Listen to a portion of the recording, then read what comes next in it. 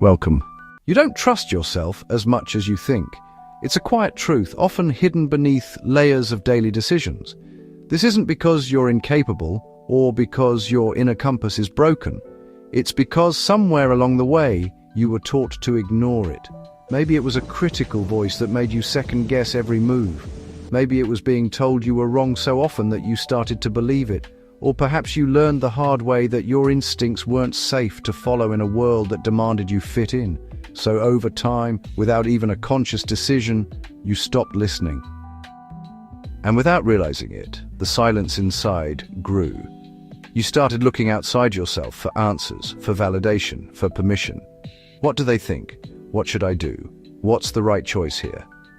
And slowly, the chorus of external voices drowned out your own. Your own voice became quieter, a faint whisper you could barely make out.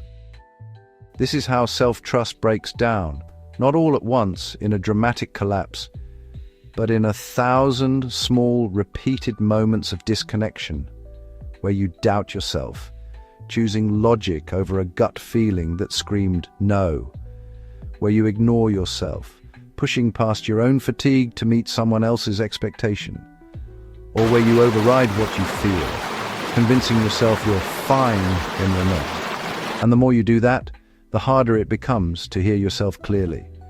The signal gets lost in the noise.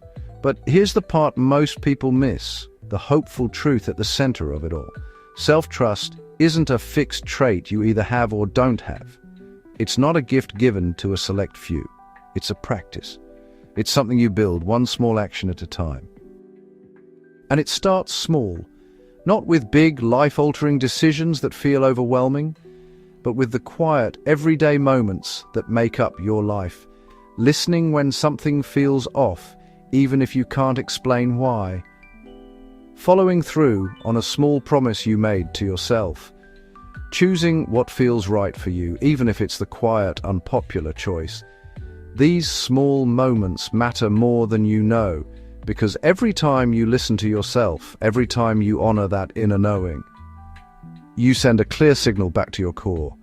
I hear you, I value you, I can rely on myself. And over time, with consistency, that signal becomes stronger, clearer, and more reliable. You don't need to force confidence or pretend to be fearless. You don't need to suddenly become someone new. You just need to start noticing your own voice again, as if meeting an old friend. And give it a little more space to be heard, even if it feels unfamiliar at first, even if it feels uncertain and shaky. That's part of the process. That's the feeling of reconnection.